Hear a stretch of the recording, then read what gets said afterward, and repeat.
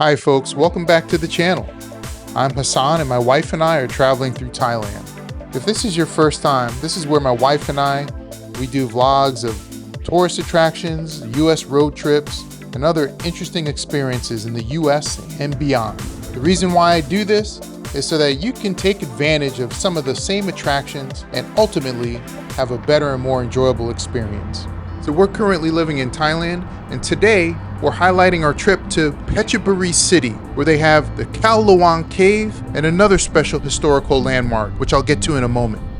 Phetchaburi is about an hour and 45 minutes southwest of Bangkok, or 1 hour north of Hua Hin. You can easily make this stop if you're traveling from Bangkok to Hua Hin. It's just an easy stop off the highway. There's another attraction about 7 minutes down the road called Phra Nakhon Khiri Historical Park, an old vacation palace used by the former Thai king Ramas IV and V, which is also open to the public. So if you enjoy looking at Thai architecture, then you'll want to check this one out as well.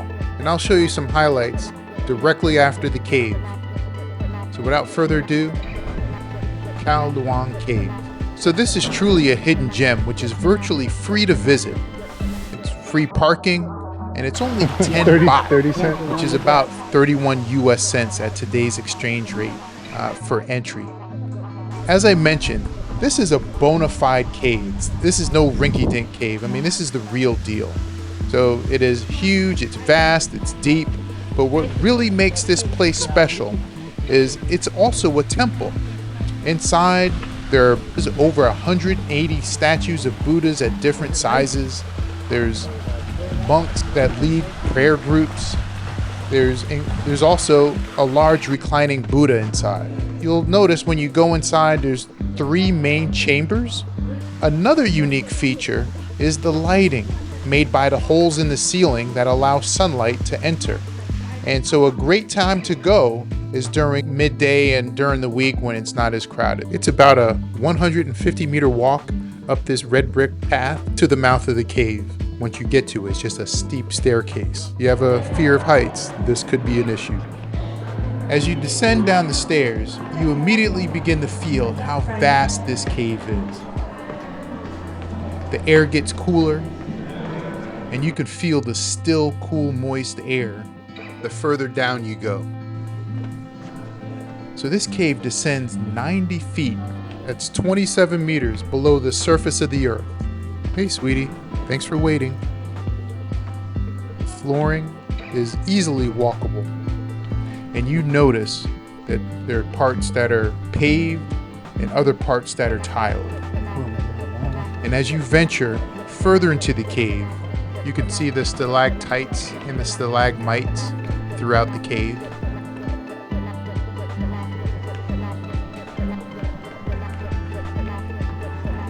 As you venture down to the main chamber, there's this sort of oh wow moment because you see how vast and how cavernous this chamber actually is.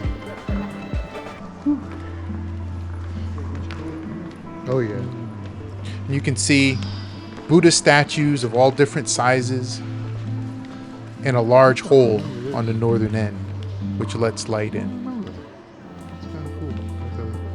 which allows natural sunlight to come through.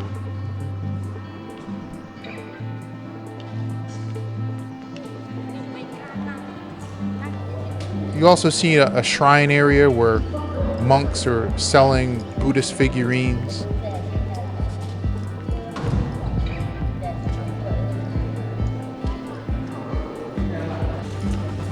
And there are also monks down there leading prayer groups. Just past the monk area, you'll see the sleeping Buddha. Look at him, he's all tuckered out. Buddha's gotta sleep too. Just tucked away under the wall of the cave. So just past the sleeping Buddha, there's a breezeway which leads to the 3rd chamber, which is the most remarkable in my opinion. During midday, this chamber has another natural skylight in the ceiling, allows a beam of natural light to pour in, illuminating the statues and rising incense smoke in a way that feels almost otherworldly. It's almost like a scene from a Star Trek movie. Ready to beam up, Jim? Or were you about to have a close encounter of the third kind? I mean, it's that remarkable. The vastness of this main chamber is just as breathtaking. The way the chamber opens up into a natural temple filled with dozens of Buddha statues in every size. The mix of soft cave shadows and golden light creates a peaceful, spiritual atmosphere that's hard to put into words. It's remarkable how nature and faith come together so perfectly in this chamber, making it feel both ancient and alive at the same time. This is very much a special subterranean landmark that should be added to your must-visit list. This is probably one of the nicest caves, like real caves, that I've ever been to.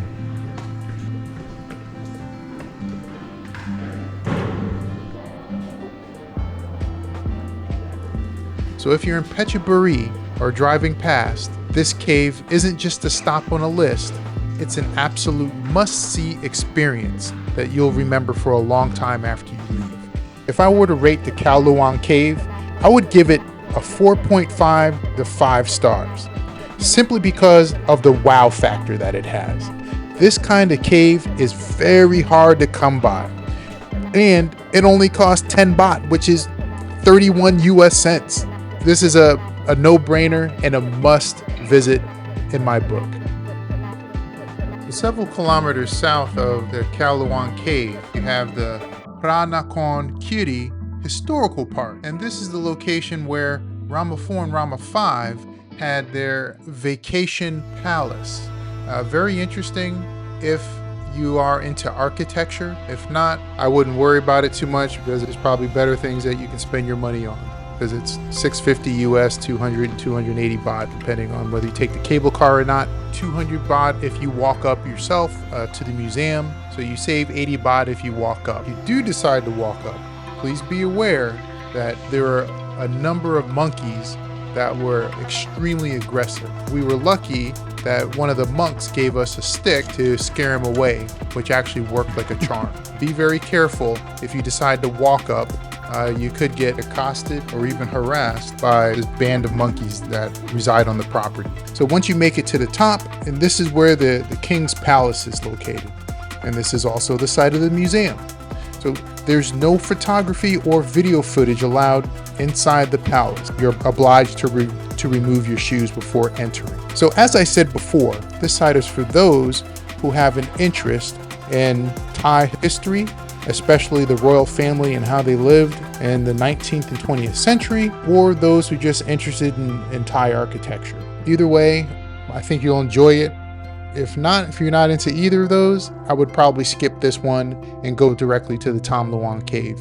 Otherwise, folks, I hope you enjoyed the video. If you did, please give me a like. And if you haven't subscribed, please subscribe. I really appreciate you making it this far in the video. Thank you so much. I appreciate it, and see you in the next one.